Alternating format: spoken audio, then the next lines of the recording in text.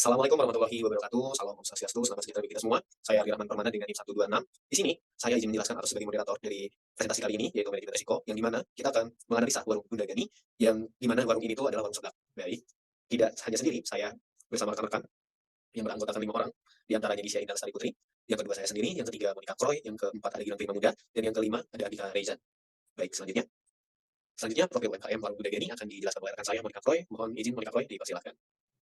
Baik, saya Monica Kroy dengan NIM 127 akan menjelaskan mengenai profil UMKM Warung Bunda Gani. Warung Bunda Gani telah berdiri selama hampir 15 tahun. Menu di Warung Bunda Gani cukup bervariasi meliputi makanan berat dan juga makanan ringan. Jam operasional Warung Bunda Gani yaitu Senin sampai Sabtu pukul 9 sampai 17.30 dan harga yang ditawarkan kisaran 5.000 sampai dengan 20.000. Tahun 2018, Bunda Gani menargetkan pasar pada sosial media, khususnya Instagram. Seiring berkembangnya e-commerce bisnis, kuliner ini melakukan ekspansi target yaitu online shop seperti Shopee, GrabFood, dan juga GoFood. Selanjutnya, ditampilkan lokasi Warung Bunda Gani dan juga kurang lebihnya menu-menu yang terdapat di Warung Bunda Gani. Slide selanjutnya. Selanjutnya, analisis risiko Warung Bunda Gani. Tahapan yang pertama adalah identifikasi risiko. Proses yang pertama dilakukan dalam mengelola manajemen risiko yaitu proses identifikasi risiko. Dalam proses identifikasi risiko, informasi yang dikumpulkan antara lain mencakup jenis potensi terjadinya risiko, sumber yang menyebabkan risiko, serta mitigasi risiko yang dapat dilakukan. Setelah melakukan analisis dan brainstorming atau bertukar pikiran langsung dengan pemilik dan karyawan, terdapat risiko yang berasal dari sebelah bunda.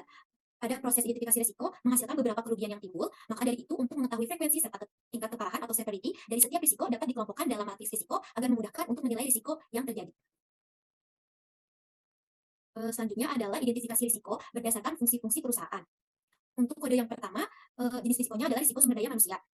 Kode 1.1 adalah human error atau terjadi kesalahan dalam proses pembuatan pesanan dalam menjumlahkan harga. 1.2 kinerja atau produktivitas karyawan menurun. 1.3 karyawan terlambat. 1.4 kesulitan dalam menemukan karyawan yang qualified dan berpengalaman. 1.5 turnover karyawan yang tinggi atau konflik antar karyawan. 1.6 kurangnya pengetahuan dalam mengelola usaha yang baik dan benar. 1.7 kecelakaan kerja seperti terkena minyak panas atau luka bakar. 1.8 kelelahan karena karyawan yang terbatas dan orderan yang banyak.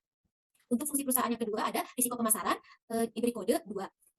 2.1 penipuan oleh pelanggan seperti pelanggan yang memesan seblak tetapi tidak membayar atau alamat palsu dalam pemesanan online. 2.2 promosi minim tidak membuka cabang sehingga omset berkurang. 2.3 reputasi bisnis yang buruk seperti mendapatkan review kurang memuaskan. 2.4 selera konsumen selalu berubah-ubah. Tren kuliner yang populer saat ini mungkin tidak akan populer lagi di masa depan. 2.5 kesulitan dalam menjangkau pelanggan. 2.6 persaingan yang ketat dan lebih menarik seperti prasmanan, self-service, dan menu lebih banyak.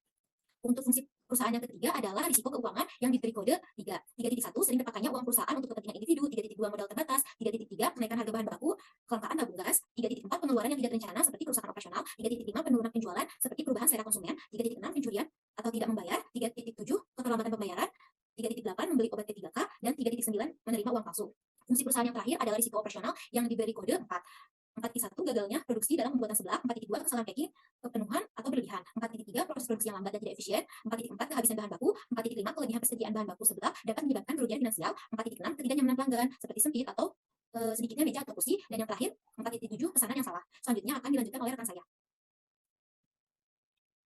Baik, saya Gilang Prima Muda dengan NIM 129. Selanjutnya ada pengukuran risiko. Kondisi yang dapat ditetapkan untuk mengetahui dampak dan kemungkinan dari suatu risiko yaitu dengan melakukan skala penilaian terhadap risiko. Berikut skala penilaiannya. Di mana ada probability yaitu dari yang sering terjadi sampai tidak pernah terjadi dan dari yang tidak pernah terjadi sampai sering terjadi dan ada severity yang dampaknya kecil hingga besar. Next. Berikut keterangan dari probability atau frekuensi yang terjadi ada almost never dideskripsikan dengan hampir tidak pernah terjadi yaitu keterangannya terjadi 0 sampai 2 kali dalam 1 bulan. Untuk unlikely atau kemungkinan kecil terjadi sekitar 2,1 sampai 4 kali dalam 1 bulan. Untuk possible mungkin saja terjadi atau kadang-kadang terjadi dari 4,1 hingga 6 kali dalam 1 bulan. Untuk likely atau kemungkinan besar terjadi atau sering terjadi dari 6,1 hingga 8 kali dalam 1 bulan. Untuk almost certain yaitu hampir selalu terjadi atau sangat sering terjadi dari 8,1 hingga 10 kali dalam 1 bulan. Untuk severity atau tingkat keparahan atau dampak pada level pertama itu ada minor yang dideskripsikan dampaknya sangat kecil, ada moderate dengan deskripsi dampaknya kecil, dan ada severe dampaknya cukup besar, dan major dideskripsikan dengan dampak besar, dan yang terakhir worst case dideskripsikan dengan dampak sangat besar. Untuk nilai kerugian ada pada level very low, di mana kurang atau sampai 200.000, ada low kerugian dari 200.000 Rp1 hingga 400.000, medium kerugian dari 400.000 Rp1 hingga 600.000, ada high dengan kerugian 600.000 Rp1 hingga 800.000, dan ada ekstrim kerugian 800.000 Rp1 lebih dari sekian. Next. Berikut tabel pengukuran risiko. Berikut ada hasil tabel pengukuran risiko dari berdasarkan fungsi-fungsi perusahaan dari hasil wawancara. Next.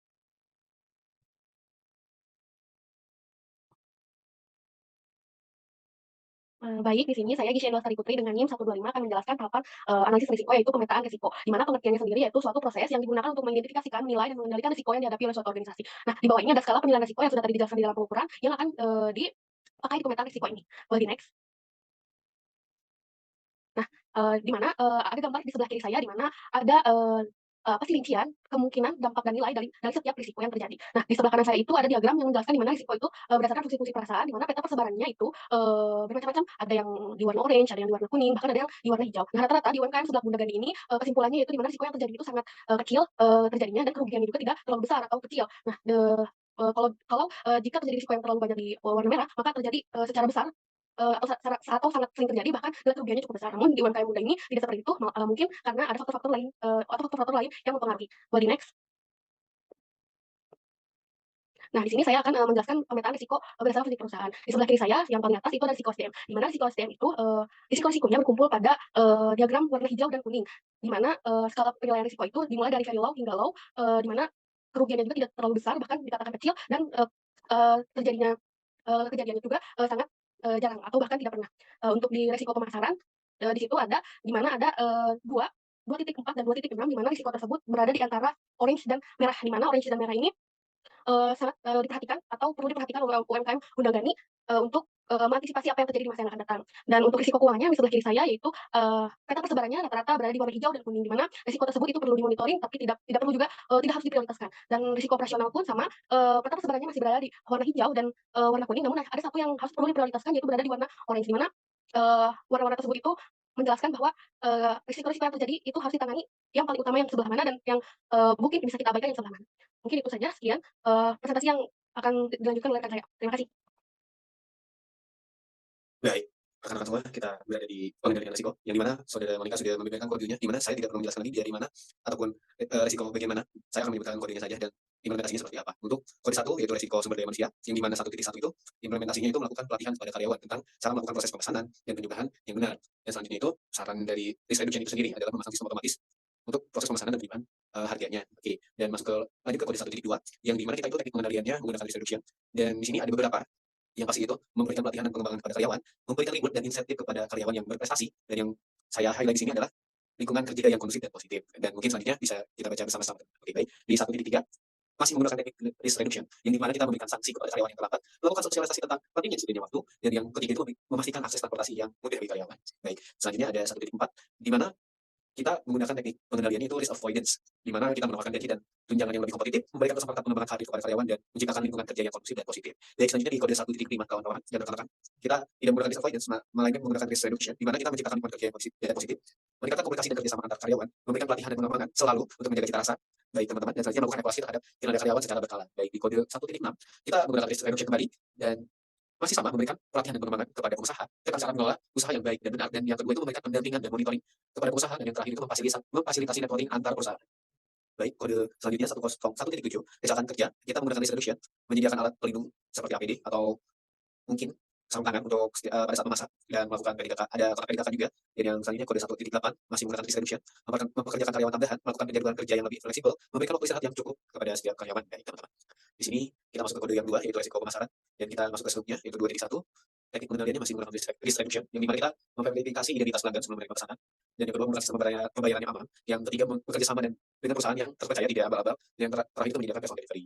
Baik, selanjutnya di kode 2.2 yaitu risk reduction, sama menggunakan teknik pengendaliannya, yaitu melakukan promosi secara gencar melalui sosial media, dan mengikuti event kuliner untuk memperkenalkan produk kepada pelanggan baru, memberikan penawaran dan promo menarik kepada pelanggan, memperluas jangkauan pemasaran dengan membuka cabang baru di lokasi yang lebih strategis, bekerja sama dengan influencer atau food blogger mempromosikan bisnis. Baik, masuk ke kode 2.3, masih dengan menggunakan risk reduction, di mana meningkatkan kualitas produk dan layanan, memberikan pelayanan yang terbaik kepada pelanggan, meminta feedback dan dari pelanggan, dan meningkatkan rasa komunitas melalui sosial media. Yang selanjutnya itu ada kode 2.4, di mana kita menggunakan teknik risk reduction, masih sama, selalu mengikuti tren kuliner baru, berinovasi dengan menciptakan menu baru yang lebih menarik, memberikan variasi yang lebih beragam untuk memenuhi selera pelanggan yang berbeda-beda untuk saat ini. Dan yang selanjutnya, kode 2.6, yaitu masih menggunakan risk reduction. Kita lihat implementasinya, membuka cabang baru di lokasi yang strategis, menjual produk secara online, bekerja sama dengan perusahaan jasa delivery, mengikuti event kuliner di berbagai tempat, memperluas jangkauan pemasaran melalui media sosial. Dan yang terakhir di kode 2.6, menggunakan risk reduction, di mana meningkatkan kualitas produk dan layanan, menawarkan harga yang kompetitif, memberikan pelayanan yang terbaik kepada pelanggan, menciptakan suasana yang nyaman dan menarik di tempat usaha, memberikan varian yang beragam untuk memenuhi pelanggan yang berbeda-beda. Baik, selanjutnya pengendalian risiko. Yang ketiga itu risiko keuangan dengan kode 3. Kita masuk ke subnya 3.1, saking terpakainya uang perusahaan untuk kepentingan individu. Kita masih menggunakan risk reduction. membuat SOP penggunaan uang perusahaan melakukan pencatatan keuangan secara rapi dan teratur. Kode 3.2, kita menggunakan risk retention. Kenapa? Di mana kita akan menyisihkan dana cadangan untuk mengantisipasi kebutuhan modal di masa yang akan datang. Dan kode 3.3, kenaikan harga bahan baku seperti cabai, bawang, dan lain-lain. Kita menggunakan risk reduction, mencari supplier bahan baku dengan harga yang lebih murah dan melakukan negosiasi dengan supplier bahan baku. Dan yang selanjutnya 3.4, menggunakan risk reduction, melakukan perawatan secara rutin. Kode 3.5, risk retention, meningkatkan kualitas produk dan layanan, meningkatkan kepuasan pelanggan.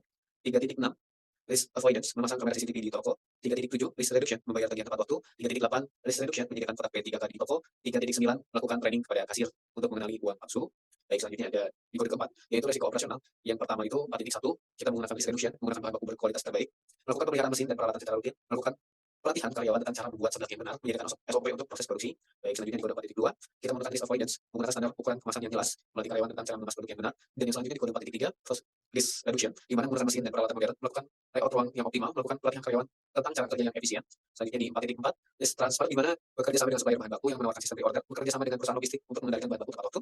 Kode 4.5, risk reduction, menawarkan diskon atau promo untuk produk yang mendekati masa kadaluarsa. Dan 4.6, risk reduction, meningkatkan desain dan dekorasi ruangan, memperluas ruangan atau tempat yang lebih luas, menambah jumlah meja dan kursi, menyediakan fasilitas lain seperti AC, wifi, dan toilet yang bersih. Dan yang 4.7, yang terakhir, menggunakan risk reduction, membangun sistem pemesanan yang canggih, melatih karyawan cara menerima dan memproses pesanan dengan benar. Dan yang terakhir, melakukan double checking terhadap pesanan sebelum dikirim. Baik, selanjutnya akan dijelaskan oleh rekan saya di kelas. Baik, perkenalkan saya Nika Jasa Kalamsyah dengan NIM akhir 130. Yang pertama di sini ada sebelumnya sudah dijelaskan juga resiko-resikonya, ada dari resiko yang mulai dari resiko sumber daya manusia, resiko pemasaran, resiko operasional, dan juga resiko keuangan. Lalu di sini untuk resiko sumber daya manusia dengan kode 1.1 beberapa sudah dilakukan dengan ditandai dengan warna merah. Lalu dengan kode 1.2 beberapa sudah dilaksanakan ditandai dengan warna merah. Lalu kode 1.3 beberapa sudah dilaksanakan ditandai dengan warna merah. Lalu dengan kode 1.4 belum dilaksanakan. Selanjutnya kode 1.5 sudah dilaksanakan, 1.6 sudah belum dilaksanakan, 1.7 sudah dilaksanakan, lalu 1.8 beberapa sudah dilaksanakan ditandai dengan warna merah. Baik, selanjutnya di sini ada resiko pemasaran dengan kode 2. Pertama di sini ada 2.1, beberapa sudah dilaksanakan, ditandai dengan warna merah. Lalu ada kode 2.2, beberapa sudah dilaksanakan ditandai dengan warna merah. Lalu ada kode 2.3, beberapa sudah dilaksanakan ditandai dengan warna merah. 2.4 sudah dilaksanakan, 2.5 beberapa sudah dilaksanakan ditandai dengan warna merah. Lalu yang terakhir 2.6 belum dilaksanakan. Mohon di next. Baik, selanjutnya di sini ada resiko keuangan dengan kode 3. Yang pertama di sini ada 3.1 sudah dilaksanakan, 3.2 sudah dilaksanakan, 3.3 sudah dilaksanakan, 3.4 sudah dilaksanakan, 3.5 sudah dilaksanakan, 3.6 juga sudah belum dilaksanakan, 3.7 sudah dilaksanakan, 3.8 belum dilaksanakan, dan terakhir 3.9 belum dilaksanakan. Lalu di sini risiko operasional itu ditandai dengan kode 4. 4.1 sudah dilaksanakan, 4.2 belum dilaksanakan, 4.3 beberapa sudah dilaksanakan ditandai dengan warna merah. Lalu dengan kode 4.4 belum dilaksanakan, 4.5 belum dilaksanakan, 4.6 juga belum dilaksanakan, dan yang terakhir 4.7 sudah dilaksanakan. Sekian dari saya. Mau selanjutnya untuk moderator. Selanjutnya akan saya lampirkan foto-foto hasil kunjungan dari kelompok kami, kelompok 2. Mungkin wajahnya lagi tidak kobe, yang mohon dimaafkan. Baik, selanjutnya lampiran kunjungan juga masih ada di sini, ada punya, dan di sini adalah tempat-tempat yang kita kunjungi, teman-teman. Sekian dari saya, kurang lebihnya mohon maaf. Wassalamualaikum warahmatullahi wabarakatuh.